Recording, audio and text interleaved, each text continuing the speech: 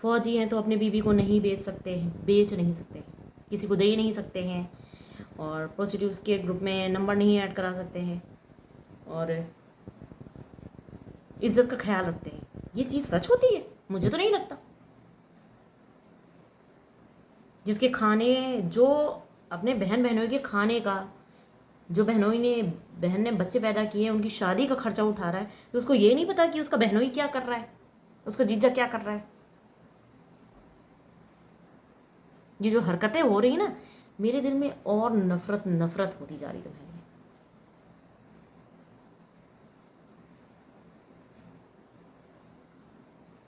इतनी नफरत ना कि अगर तुम ये चीज कर रहे हो कि मैं तुम्हारे पास वापस आ जाऊंगी, कभी नहीं। मर जाना पसंद है, साथ रहना नहीं।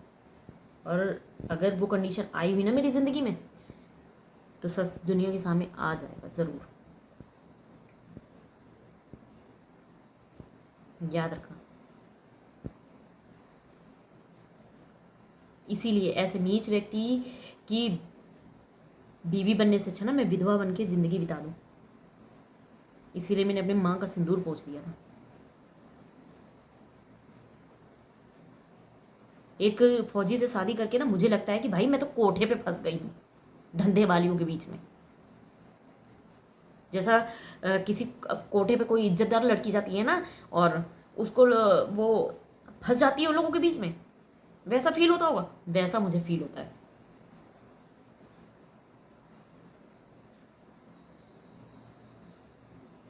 मेरी जिंदगी की सबसे बड़ी गलती थी एक फौजी से शादी करना। मुझे लगता था कि इंसान मर्द होता है,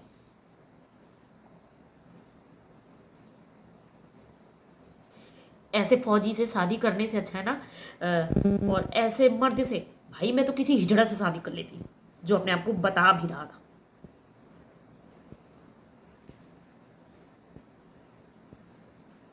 कि नहीं, मैं तो ना मर्द हूं, मैं तो बीवी नहीं रख सकता हूँ, भाभी के साथ रह सकता हूँ। ऐसे लोग ना अपनी माँ, पता नहीं कितनों के पास जा करके उनकी माँ ऐसा नीच इंसान पैदा करती है।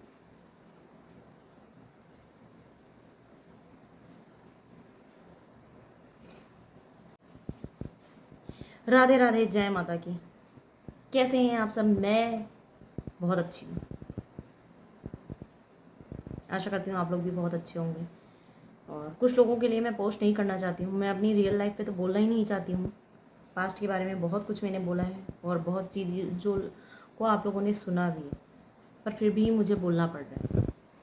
और मैं अपने नीच नींघस नालायक फौजी पति के लिए आज बोल रही हूँ फिर से।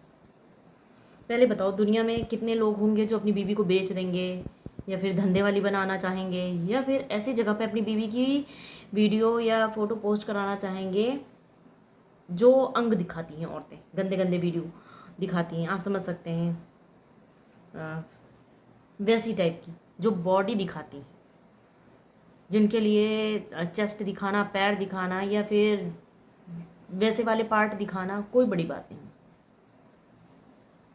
कौन चाहता होगा अपनी वाइफ का वीडियो ऐसी जगह पे पोस्ट किया जाए, या फिर कुछ भी किया जाए। एक अच्छा इज्जतदार जो मर्द होगा ना, वो कभी नहीं करेगा। जो हिजड़ा भी नहीं बोल सकते ऐसे लोगों को, गे भी नहीं बोल सकते, क्योंकि गे जो होंगे ना फिर उनकी तौहीन हो जाएगी।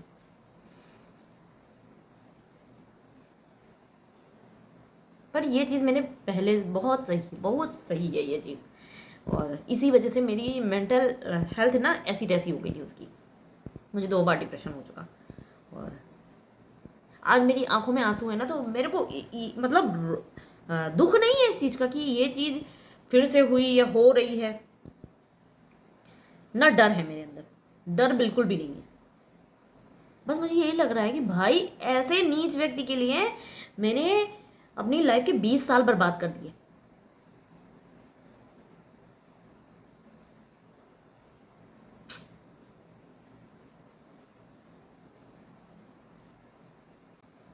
पहले भी मेरे साथ ये चीज़ हुई है, पहले हुआ है 2017 में, जब रविशंकर घर से मेरे को उन्होंने निकाला था अपनी शो कॉल्ड रखेल के साथ रहने के लिए।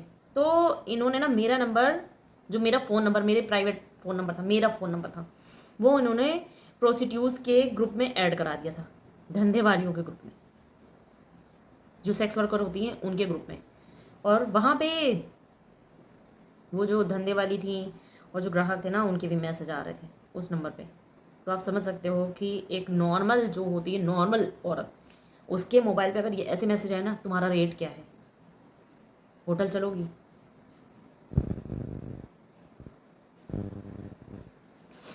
मेंटली टॉर्चर हो जाता है दिमाग उसका, वो डिप्रेशन में चली जाएगी। तो एक जब इज्जतदार औरत को लोग डिप्रेशन में डालना चाहेंगे ना, तो उसके चरित्र पे ही वो कर देंगे, वार करते हैं। ये चीज़ हुई है और पहले भी मैंने ये चीज़ झेली है, तो मुझे फ़र्क नहीं पड़ता था। और हाँ, रविशंकर के 3 जीजा हैं। बहन के 4 बहनें थी, एक मर गई है, 3 बची हैं और तीनों के पति हैं। एक का नाम है रजोले, दूसरा है दिनेश, जिसको रेप करने के लिए बुलाया था, मेरी इज्जत लूटने के लिए उस व्यक्ति को बुलाया था, और उसकी बीवी को भी ये चीज़ पता है, ठीक है, जिसकी वजह से मुझे पॉइजन खाना पड़ा था। तीसरा है सोनू, चंदईपुर के हैं। मैं कभी नहीं बोल रही थी इन हरामजादों के लिए, मैं कभी नहीं बोल रही थी, ठीक है ना। ये जो आज मैं बोल रही हूँ, पहले ये सोनू है ना, मैं सबके लिए बोलूँगी और विथ फोटो भी पोस्ट करूंगी। इन हरामजादों की ना, सुअर की औलादों की मैं फोटो भी पोस्ट करूंगी। मेरे ऊपर पुलिस कंप्लेन भी हो जाए, मेरे को डर नहीं पड़ता है, एक और रत्ती डर नहीं पड़ता।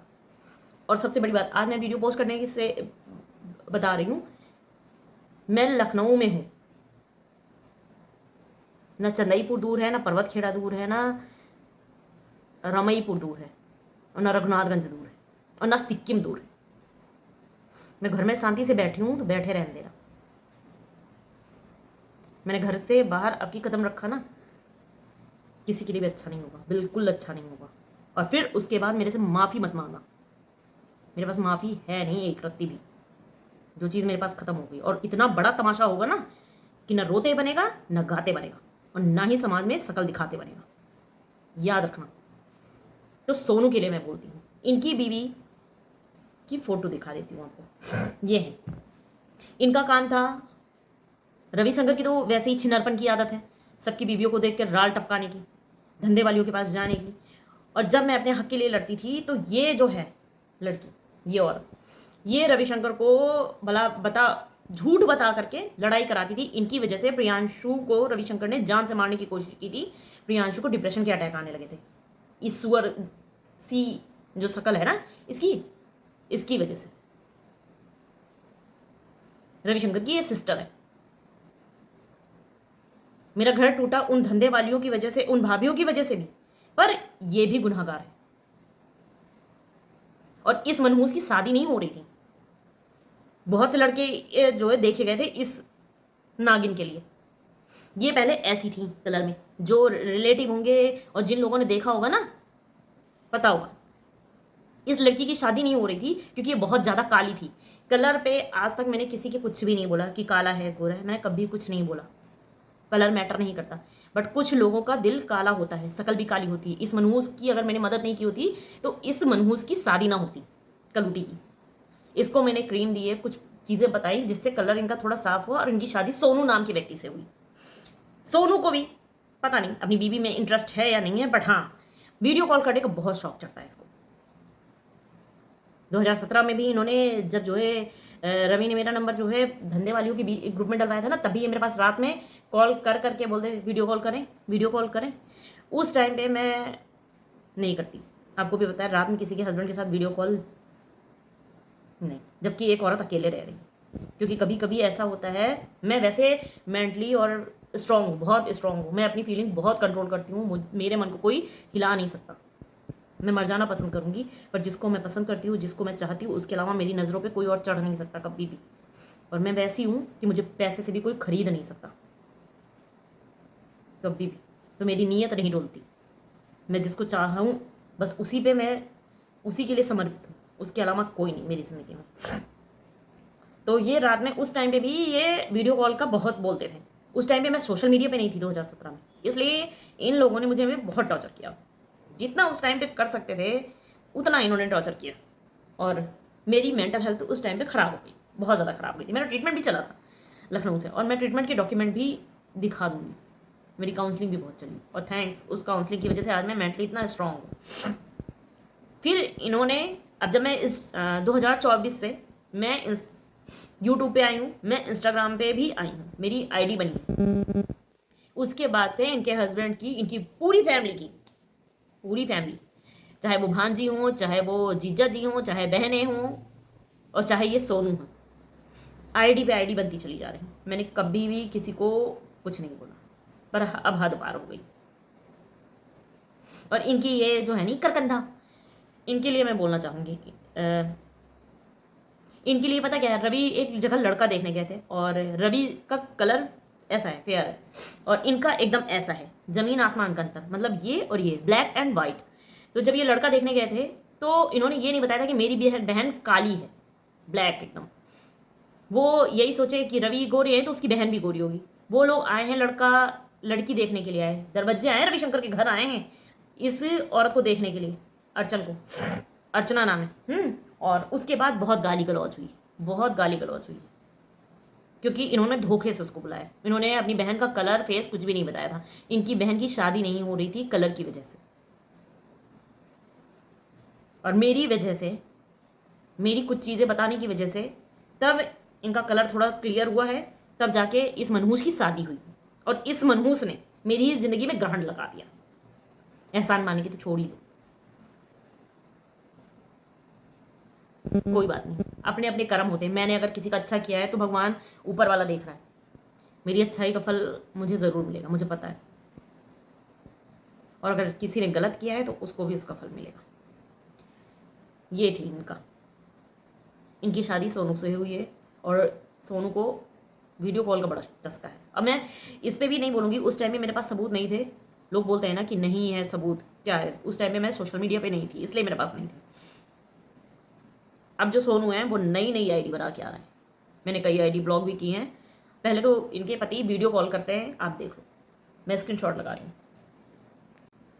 ये 2025 में इन्होंने किए थे। मैंने कभी भी वीडियो कॉल रिसीव नहीं किया, मुझे है ही नहीं कि मेरे को इनका रिसीव करना है कॉल, क्योंकि मुझे इस मनुष्य से बात ही नहीं करनी। मैं किसी के पति से क्यों वीडियो कॉल करूं, मेरे पास हो ना हो मतलब ही नहीं।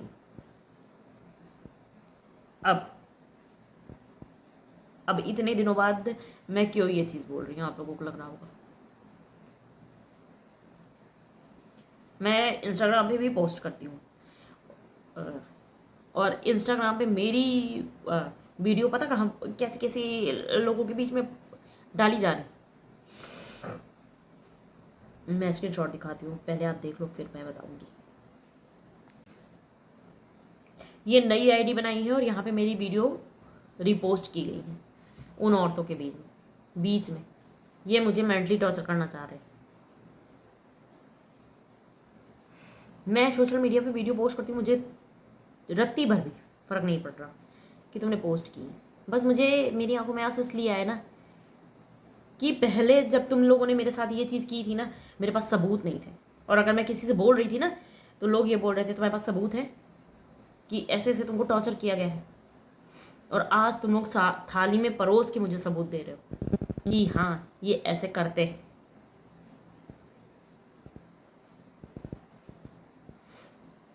कुछ करने से पहले ये ज़रूर सोच लेना कि मैं कोर्ट जा चुकी हूँ अपने हक के लिए। ऐसा ना हो कि विद फैमिली कोर्ट में चक्की पीसूं,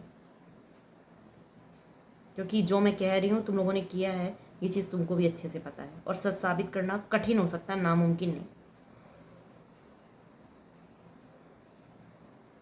न पहले वाली मैं हूँ, न हमारा रिश्ता है, और न मेरे पास माफ़ी है। तो सोच समझ के करो जो भी करो।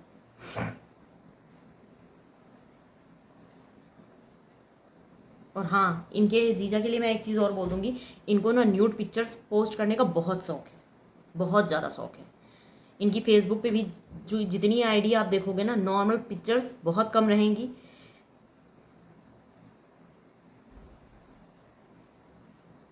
कुछ कुछ पार्ट तो ब्लू फिल्म के भी ये पोस्ट कर देते हैं। अगर वो आईडी मुझे मिली ना तो मैं उसके भी स्क्रीनशॉट ज़रूर लगाऊंगी, क्योंकि मैंने देखे हैं। और ऐसे ही मैं इतनी बड़ी बातें नहीं बोल रही हूँ। कोई भी एक इज्जतदार घर का व्यक्ति ऐसी चीज़ें कभी भी सोशल मीडिया पे रिपोस्ट नहीं करेगा। जो छिनार की औलाद होती है ना, जिनकी मम्मी खेत में जाके, खलिहान में जाके, बगीचे में जाके पैदा करती हैं, ये उनके वाले शौक होते हैं, धंधे वालियों के। और सारी धंधे वाली वैश्याएं ना कोठे पे नहीं मिलती हैं, कुछ घरों में भी हो जाती है, शादी करके बस जाती हैं।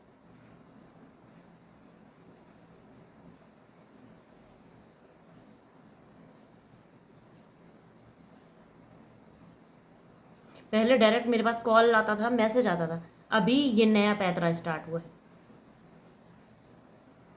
ये हुई है सोनू की बात।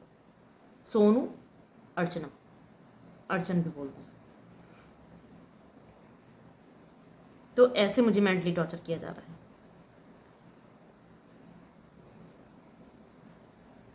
पर मुझे फ़र्क नहीं पड़ रहा।